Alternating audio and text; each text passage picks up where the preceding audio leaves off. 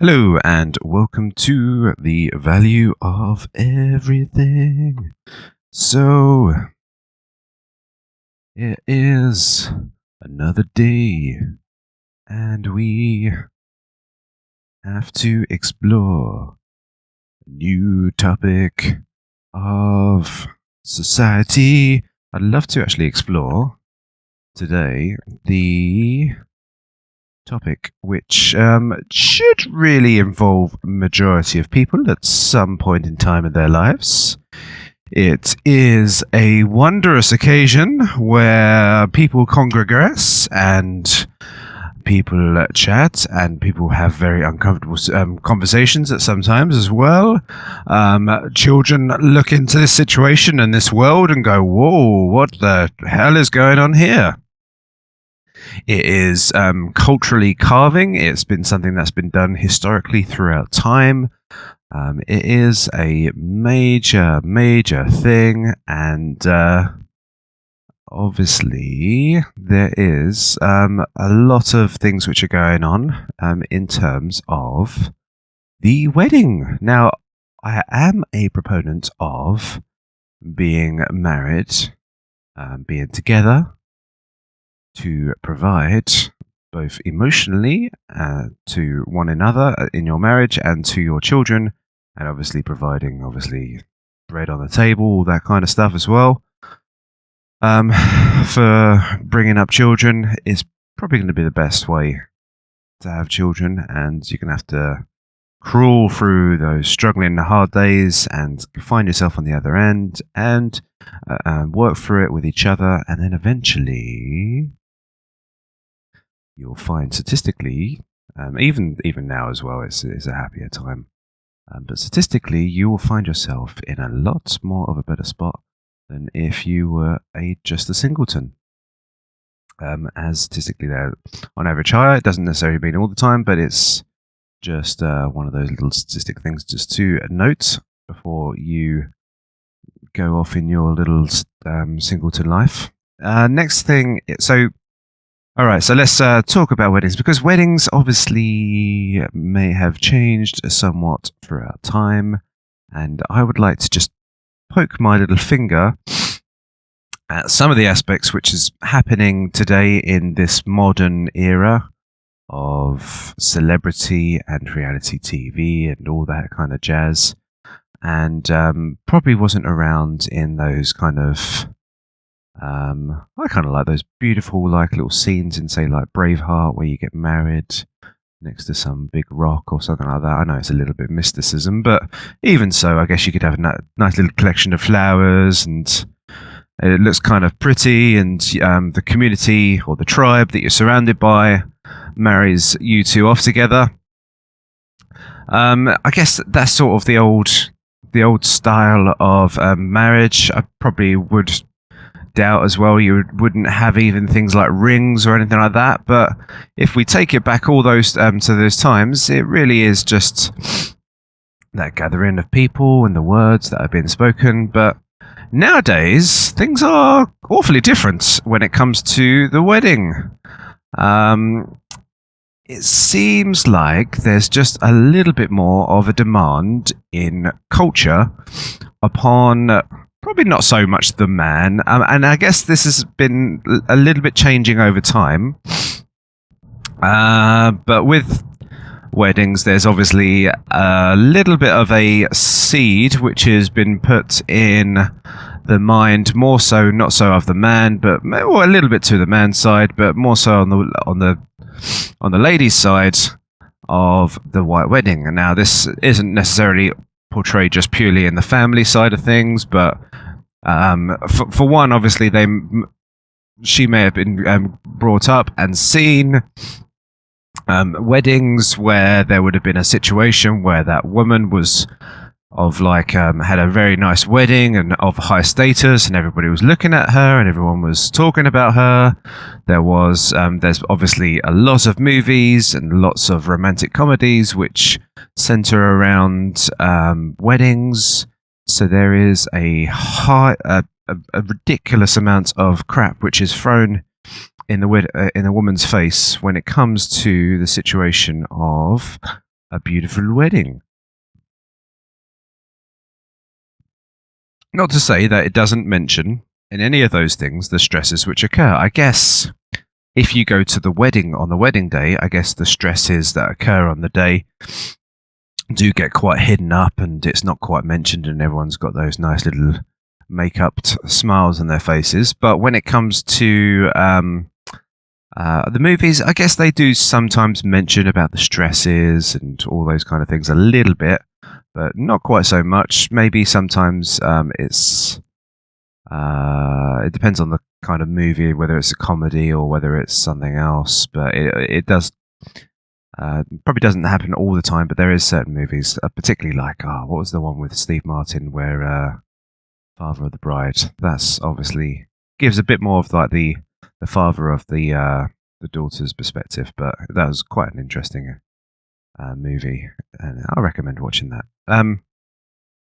So there is a lot of cultural pounding onto the lady, which is occurring here, and obviously where we have a lot of the culture stick being prodding hard on somebody, it is a little bit of a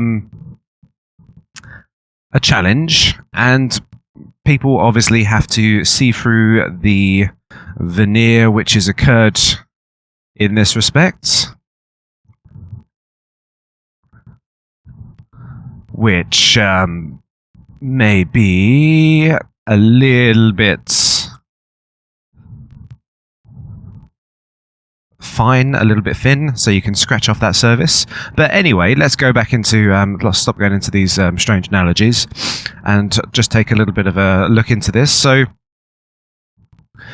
we can put this down to a certain element of cultural pressure which is occurring here, and for one, it's probably kind of hard to find the right mix of the man. So we would like, obviously, that high status man, probably the attractive man. We would also like to have height and certain signs of masculinity in a man. And then, obviously, we would like for them to be a very good provider. And we'll just talk about the virtues a little bit at the end as well, which will be the virtues of probably the first virtue, which is probably easy to probably find in a lot of men, especially when you're going out on the dating scene, which will be the social aspect of a man. But then, really, beyond that point, we should be looking to the man in terms of generosity, kindness, bravery, things like that. I guess some of these virtues intertwine with each other, but the virtue element is quite kind of important, probably gets quite kind of overlooked. But regardless of what's happened, this lady has got this man, and hopefully just not a man who is a high status man, but somebody who has got the personable virtues as well. Not personable virtues, but just all virtues. Okay, so she's found this man, and obviously the man is a bit more of one of those long-termish men who wants to stick around and be with her for the future, to have kids and all this kind of stuff. So that's probably a bloody hard feat in itself to find one of those kind of men. Maybe she's had to take certain things, or maybe she's been around a little bit too long and really run out of options, so she's just got to pick the best out of a bad bunch and all that kind of jazz. So she's there with the man, and now they're picking off the options for the wedding. And obviously, once you have a scenario of whenever you mention the word wedding, there is a fantastic number of things and people that come out of the closets to start look, where you go through their catalogue and you look through their things and you get mentioned of the prices, and all of a sudden, once you mention the word wedding, that wedding price just starts to glide up, and it almost goes to a doubling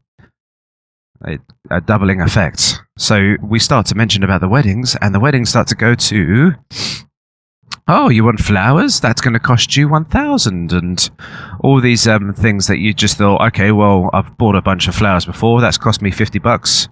Why am I spending now $1,000 on flowers and all of these kind of little elements, which is kind of a nuisance. So what's happening here is that we have this problem of the budget, and the budget is going through the mind of the man and the woman, and obviously the man's probably going to be a little bit more so of the fact of just going, "Whoa, this is getting a bit expensive. Shall we just cut some corners and just elope or do something on our own," and things like that. But obviously the girl's going to have a little bit more of like the drivers of culture and everything else upon her, and her friends and some of her other friends have had some beautiful weddings and all this jazz as well. So there will be this driver, potentially maybe not even from her own perspective. Maybe it's just coming from other points where she is forcing herself into a position to spend an ridiculous amount of money towards something which is going to last for a day. Now, this is a stressful factor, particularly if this couple does intend to be married, not just to mutually be with each other forever and a long term, but to obviously throw kids into the mix. So where you have kids, you probably want a bigger house, and that possibly means you want to purchase a large house. So you have a lot of major costs coming very quickly around the corner, and it probably would be kind of helpful to start saving a bit of money. But instead of that, that couple has to hemorrhage a ridiculous amount of money, potentially even going into debt, all those things before they get married. Now, obviously, maybe you may have a little bit of support from the family members, but some people don't. People don't find themselves in these situations. But there is this major burden of money which is getting thrown into this mix. And in the old days, and I don't even think it would have been part of like, maybe, I think once things started to turn a little bit 1950s, there was a little bit more money being thrown around, but pretty much anything before then, I don't think there was anything like the amount of money that was being thrown around. I remember in the war periods, my dad told me that they had a cardboard cake, so it looked kind of good for the photographs, but after that, it all changed around. So it's kind of fascinating how there has been this arms race in this wedding scenario, which has been continuously being raised, and this bar which is being raised year on year. Even though economically things are getting tougher and tougher, the stresses of weddings and the culture pressure that is being put on people to find things in this situation, not only just to find a man in today's modern era which is going to be reliable and all those kind of good things. Not only after finding that, then you've got to throw a load of big chunks of money into the scenario. Who knows whether you're a big earner or not?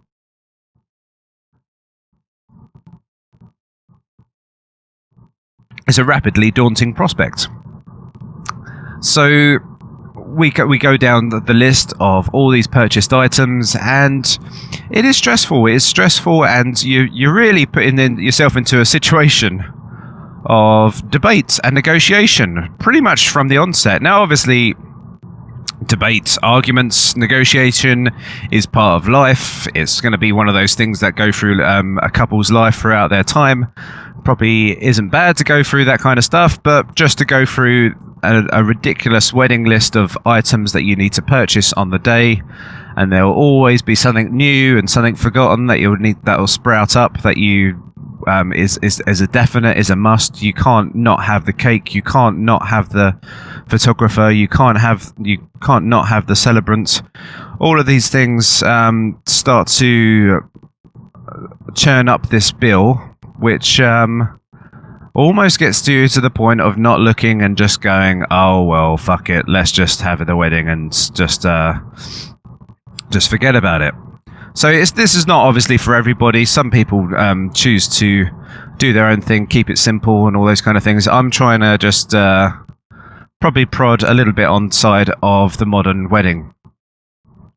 Now, there we come to the wedding day, and yeah, it's really funny because I just feel sometimes that people are really taken into a world which isn't their environment. It's sort of you're trying to create some kind of slight Hollywood, slightly ornate time, some kind of historical period.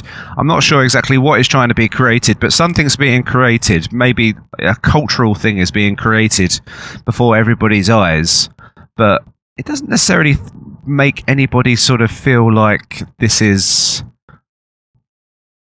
a warm and friendly place. I know it's obviously you've got flowers and things like that and everything else, but it's more like built like a shrine, which is sort of marking the lady's status or the family's status to a high level, which I don't necessarily think is sort of something that's just very good for guests to enjoy. So you got this shrine, you've got this big mansion, you've got maybe got swans walking around, but it's not like people really descend upon going to those places, and those places are just sort of sometimes where you build yourself this big mansion. It's more like a big fuck you to the world. Oh, look how rich I am and things like that. So it is that sort of element where you tell people, right, you're going to have to dress in these different clothes that are not really your clothes. You don't obviously have them. You're just going to have to rent them or buy them for the day or whatever. People who probably are tradesmen, whoever they are, they have to now put on this suit, and it does look kind of awkward and ill-fitting on their bodies. People are now standing and congregating in these little groups, and we're all walking around in our own little factions, and we have the very uncomfortable scenario of conversations where we start saying, "Oh, how was your day?" Or what? Sorry, not how was your day. What a lovely day it's been. Or oh, so unfortunate the weather's not been bad, but it's been so far such a lovely day. And all of those kind of conversations, which are just very superficial, not really getting into the meat and bones of anything really, and it's all the conversation turns as superficial as the day's events, which is rather unfortunate. So if you were to have, I mean, this is obviously I'm talking from a very manny perspective, but so I might be a little bit culturally attuned to one side of the fence. However, yeah, there's probably not much of a reason to just go so extravagant to make your guests feel a little bit out of place. There's also the thing of just like bringing guests down and just hoping that everybody gets along with each other. And obviously people will just talk amongst themselves. You mix people on different tables and you hope that people get along with each other. I tend to find that I have to instigate a few conversations to get things rolling and then just almost be some kind of weird little table ringleader. But it's just it's kind of strange. People, like the people there, just feel a little bit uncomfortable until the alcohol starts to go down a little bit more well and things like that. The best weddings, obviously, I've been to is just ones of my friends, and I've been obviously everybody that I know is there, and it's kind of good in that respect. But it's usually there's a lot of weddings that I've been invited to where I'm just like the plus one, and I'm just one of those extra guests, which probably just is totally irrelevant to the couple that are sitting there, but they're obviously paying for my drinks and my food, and yet they have to pay for me because I'm the plus one. I didn't really necessarily want to be there too much, and neither did they probably want to pay for me either. So it's kind of strange how that scenario can play out in itself. So there's a lot of things which are occurring throughout the day. The people that you've come down to see, you never really see. So the wedding couple, I know that they come around and you have this 5-second conversation and you try and give them a little bit of ounce of like, how you doing, how nice you look and all that kind of stuff, or whatever you're trying to do just to make them feel comfortable or at ease. But it just it's such a tiny speck of time. It's not like even you've really experienced a sort of wedding with them. Obviously, this is a large-scale wedding. If it's a very tiny wedding, obviously you may have a little bit more conversation. So, let alone that all these guests have come down for you, they don't even speak to you for any part of the day, and they're almost just some kind of outsider that is looking as a voyeur into your world for just one day, which is kind of strange. Isn't really sort of any kind of where we talk about connections and things like that. These people are just not are totally disconnected to your world, and you've put them into a stranger world where there's even more disconnection. And as you've turned into a bit more of an organized environment where people are ushered into one room to another to drink at certain times, to feed at certain times, it's all kind of, I guess you can have different things. You could have a buffet where they self-serve themselves, all that kind of stuff. But natural elements, having that sort of ability to do things, mingle and all that kind of stuff, does get a little bit more restricted. Not to say that you can't get things. Then you have dancing, and dancing's sorry, I've cut through a lot of things, but yeah, you have these drinks and toasts. You have we have the speeches.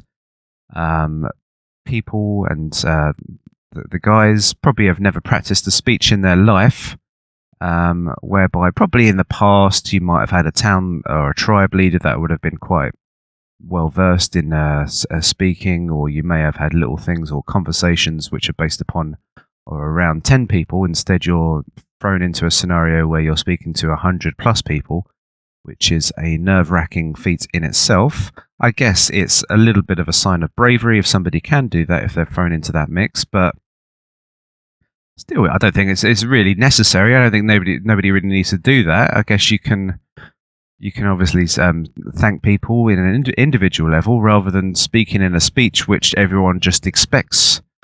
And then obviously if it's something that's expected, then it just doesn't really mean much. Whereas if you speak to somebody to their face, then it means the world of difference. So that again just sort of cuts down to what's the purpose of that element as well. Now you would think if you was going to do a wedding, you would just think, okay, right, I'm going to just try and make people feel as happy as they can. The guests are going to come down and they're going to feel as comfortable as what they would like to, and yada yada yada. So you would think in some ways you'd say, okay, guests, wear what you want. I don't really care what you wear. Just come down. I want to see you. There's going to be very little in the way of organisation. We're just going to have the ceremony, a small ceremony, and then it's just all about us. We can meet up in a pub. We can meet up in a garden. And we all just keep it very natural and that kind of wedding, which just keeps it down to the basics. You would think that would be sort of more of a preference. And I guess there is a turn of the tide where it's going a little bit more that way. However, it's still a rarity. And I guess, yeah, there's definitely like certain cultures. It's one of those. It's probably one of the most interesting things when you look at different countries and their different cultures, where it comes down to weddings, because there is obviously a rapid difference in the way in which a wedding is done. Now, you obviously you've got the thing like an Indian wedding, which pretty much brings down the entire village, which would be probably something in the region of about 1,000 people or something ridiculous, and then it goes on for 3 days. I wonder exactly what on earth is going on there for that amount of time and all that kind of stuff. And there's a lot of arranged marriages and all of these things. I can't understand how you could have so many guests, how much it would cost in comparison to like Indian wages.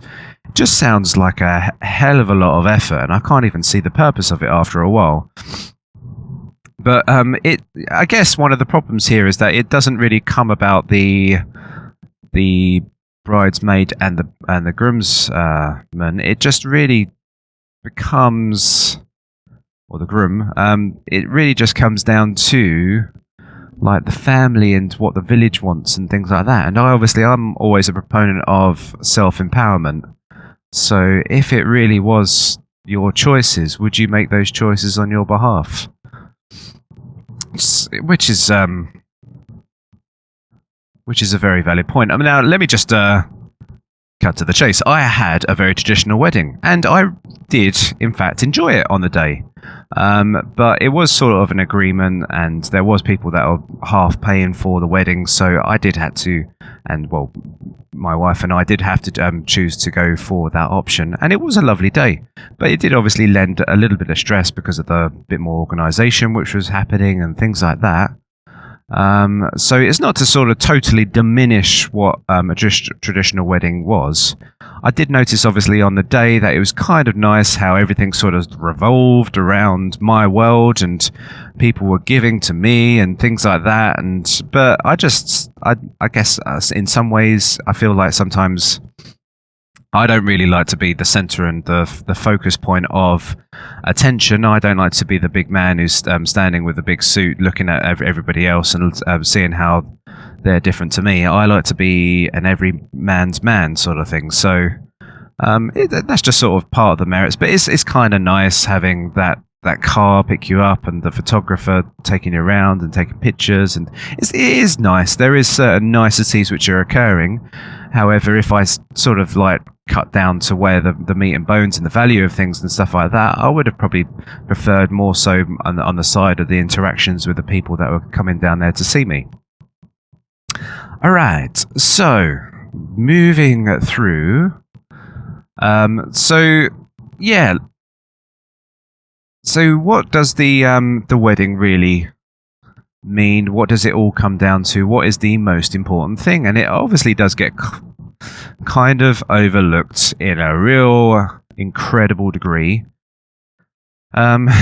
which is kind of strange, and is probably kind of to do with like the cultural thing which is occurring, and that is the fact that we are guided into this big wedding, which is an extravagance, and it is a signal of status. It's a signal of the family. It's a signal of I don't think it is, but it seems to sometimes in a lot of weddings manifest itself in this way, to be this sort of thing where a ceremony, this pomp, this pompousness, I guess is the sort of the word that occurs, is a little bit of a focus about maybe more so in the sense of, look at me, look how selfish and look how much money I've got, and little about the two of them, the people that are actually getting married. Really, I guess obviously the groom will just go along with anything. He'll just say yeah. Maybe some groom choose what they want for their wedding. They want something lavish, but it becomes this big show business sort of thing, where what is the important thing of the wedding? You just go through all the topics, you think about all the things that could be important, and where we take ourselves back to those tribal days, it would be, so I guess you wake up in the morning, you tell the father of the lady you'd like to marry, I would like to marry you, and then it becomes a scenario where probably not probably that any sort of organisation that would happen, it probably would happen probably straight away, because you're in a tribe, there ain't really much going on at the best of times. Maybe that evening you would have the ceremony, and the ceremony obviously is this part in time where you two commit to a vow to stay together for the remainder of your life. Hey ho, there it is. That is what the wedding is for. And people seem to overlook this. People just go, okay, well, I'll just have any vows. I don't care. Just normal vows, whatever. It's the most overlooked thing, and obviously it is the most important thing. Regardless if you take away, if you remove the people, if you remove all, like, even if you remove the people, you still obviously know as you two together that you've made a commitment. Obviously, you know, sometimes people have to witness that there was a wedding there, so that you can't go marrying off other people. But regardless of that point, you can remove the people, you can remove the showiness, you can remove the suits, you can remove the occasion, you can remove every single thing about the wedding, and it still remains a wedding. You can remove the rings, you can remove everything, but the actual thing that is the most important thing would be the vow where you sit, speak to each other, you look at each other in your eyeballs, and then you say to each other, I will marry you and I will commit my life to you and to provide for my family. So that is, in a nutshell, what the wedding was for, essentially. But then little things of culture start to grab at it and turn it and twist it into this big pomp and ceremony. So I guess we have to just delve into that a little bit more. So one of the interesting things is that I did actually go through my vows and try to organize it in such a way that I wanted to make it and what we both did, we organized it in such a way that it was me that was speaking to my wife and vice versa. So that was extremely important to me, and I wanted to take a lot of time on that kind of thing. However, for some people, it didn't really matter. It doesn't really matter. And I love asking this question to people all the time. What's the most important thing about a wedding? And it does seem to never come through. It never comes. It's never an obvious answer. It always says, "Oh, it's about having a good day. Oh, it's just a day about me for once," or something ridiculous. You'll always hear something ridiculous, or you might not hear nothing at all, which is also very ridiculous. It always seems to occur, and it is a big shame, because it is about the two people. It is about self-empowerment. It is one of the virtues that you're demonstrating in front of everybody, where you are showing commitment and dedication in front of everybody to behold. Obviously, that first day is not much of the dedication. It's the real marriage is all the days that lead after that point. But that is the most important thing. And regardless of the honeymoon, which I never had a honeymoon. It's just, there is tons of money being thrown into, I guess it's an economy in itself. And I guess you get people that are there to obviously intercept anybody who really wants these dreams to happen. So you get these people that know that there's fathers of the bride who really don't want to disappoint their daughters and really want to give them all the toys that she ever wanted, and there's daughters that have been made to feel like a princess all their lives and really been given the things that they wanted in life, and had this aspiration or had this dream to have this beautiful white wedding where she would be the matriarch, and the dream should manifest itself. However, creating, I guess this is probably where I'd like to go in this one as well, is just where people have dreams and aspirations in their lives. The question has to come as in, where is this dream and aspiration coming from? Is this dream and aspiration coming from you, or is this dream and aspiration coming from somewhere else? And if there is a major neglections of the purpose of why it is happening, and there isn't a full study of why am I motivated by this, asking some questions beyond the very first veneer, it is probably one of it's one of those most important self-studies that possibly people could take upon themselves. So I guess probably for a lady, this is probably one of the important things. I guess for a man, there's other things that come in their life, which are dreams or aspirations that they want to achieve. I guess one of the common things that people like to do in general is they would like to be a rich person, they'd like to be a celebrity, However, there's no real sort of connection as to how they become these people, which is a very interesting and good self-exploratory thing people can go into. So if you could say to yourself, I'd love to be a millionaire, I'd love to buy that big fuck you mansion on the top of the hill, you would have to start asking yourself these questions. Why on earth do I want to get this place? I guess after a little bit of digging deep, I guess it would be interesting that how you're motivating yourself.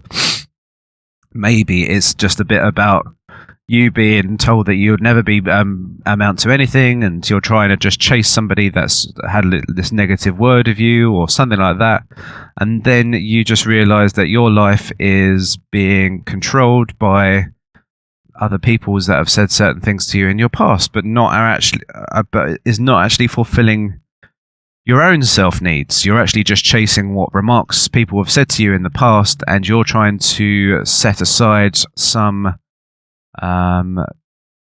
fight back against that thing. So, again with celebrity status.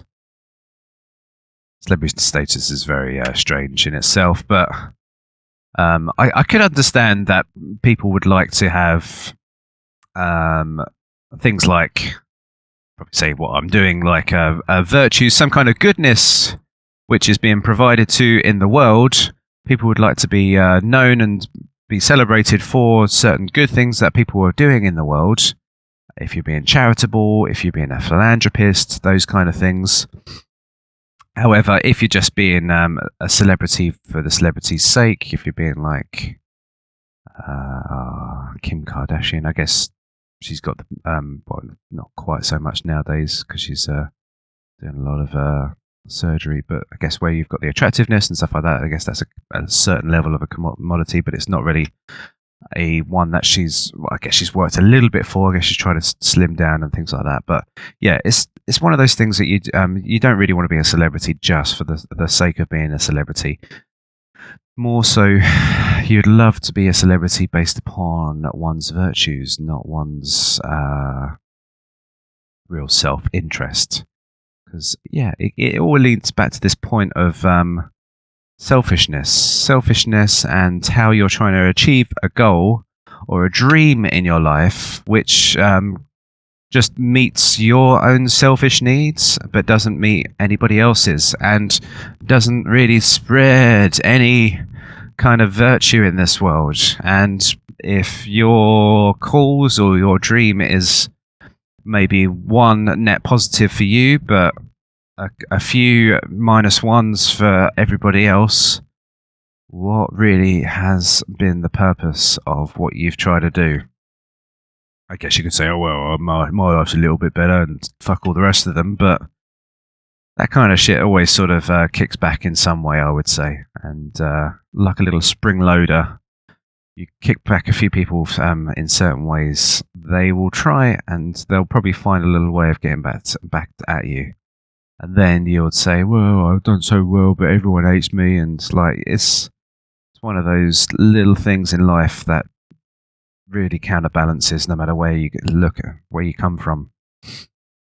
So yeah, I mean, I guess one of the things in today's modern era, which is a dream that sort of I'd slightly like to chase, but it never really manifests itself, is to ascend, to have that big family house with the big family, and to play in the garden with my kids, play like a little bit of soccer or whatever and stuff like that, and just see the sun setting in the background. And I guess, I mean, all this kind of stuff, I can go to a local park and do all this stuff, but it's just that sort of like this little feeling and this dream and this aspiration of just at least this dream and aspiration is something where I'm sharing something with somebody else, and it's not all about myself. But it's yeah, it's just that it's not even much of a garden anyway, but just that sort of little back garden where I'm just playing around with the kids outside, having a lot of fun. It just doesn't sort of I'm living in an apartment at the moment on like the top level. All I'm used to is walking up a load of stairs, but it's just this this inspiring sort of thing that happens to you in your life, and this dream that you forever chase.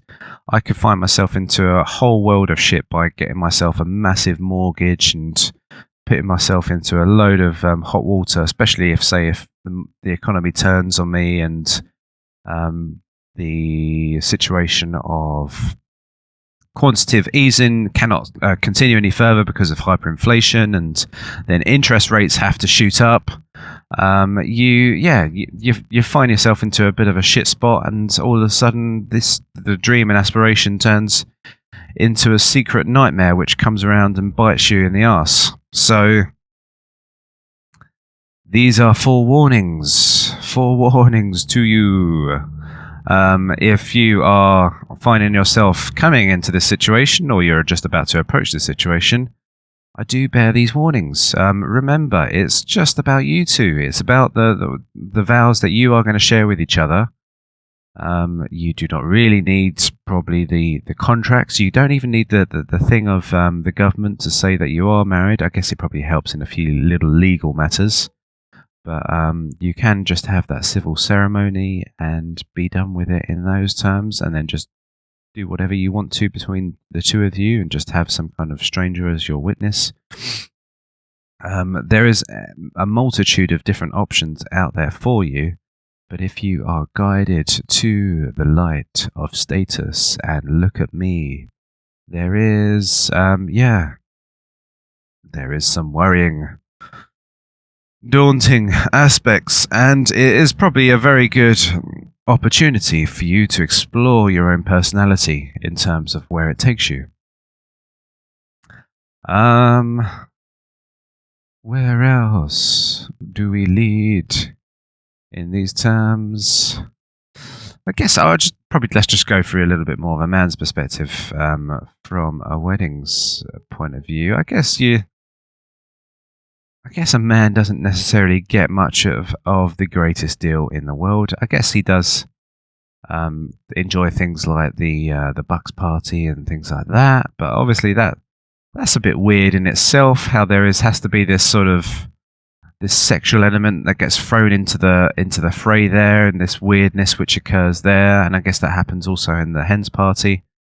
So yeah, it's your last night of freedom. It's like this flaunting thing which occurs, which is always a little bit weird in itself. It really should just be about a night out with the lads and just enjoying your company and all that kind of stuff, but it never really turns into that. And any event or anything that becomes big always has this little thing to turn a bit shit.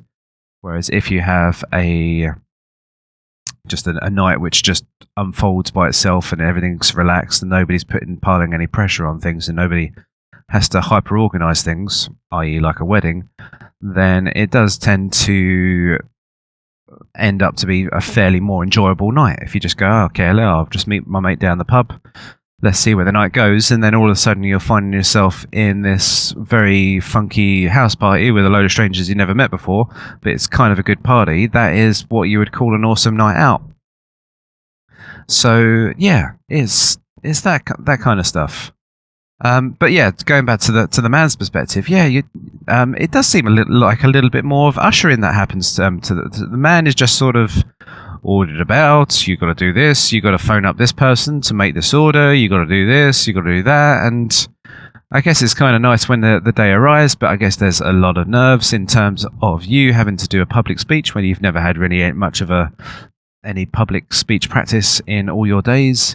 I guess it's nice to have a little bit of food, a little bit of chat, and everyone's a little bit nicer to you than in general. But yeah, it doesn't.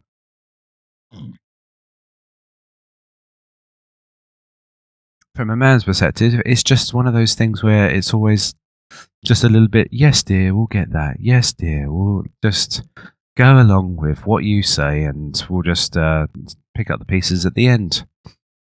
Which, for some men, I guess some men put their foot down and say, no, enough's enough, we're not spending this money, and we need to start really working out these different options and stuff like that. But, it can be a fairly disastrous, well, not disastrous, but a very stressful moment for two budding young people who wish to commit their lives to each other. So I will say, be very cautious with weddings. Always be very mindful of all the different things and the options that you can weigh up for yourself. It's all about you. It's all about your commitment to each other. Really just think about the long term, not about the now and the present or this little one single day. It's never about this single day which matters forevermore. It's always more so about all the days that lead after that point, because it is the commitment where you hopefully get to that point where you're looking at each other's eyes, and it is until you hold each other's hands, until you take the last dying breath, and then that wedding has been completed. Or the marriage has been completed. So it's really until that point in time that you really want to stay together and be determined, and that's where all the effort lies, regardless of this big pomp and ceremony day, which I think if you're putting a hell of a lot of effort into one day and not the rest of your marriage, there is some very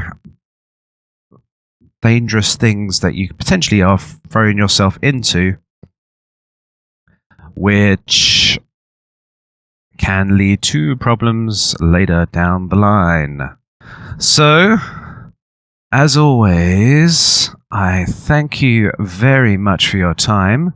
If you're a very young person, you don't have to really worry about this, but just lend a certain level of caution. If you're just about to get married, definitely listen to these things. Come back to me with any other sort of suggestions or points you'd like to come back to me on these. If you think I'm incredibly wrong, come back to me on that, and we can always go through these little points. But yeah, I'm always open, I'm always ears. We can always go through any of these topics and we can discuss them, and we can work out the virtues of these big ceremonial weddings, which go in the glossy magazines of OK and all that kind of stuff. Yeah, so yeah, thank you very much for your time, and I'll catch up very soon.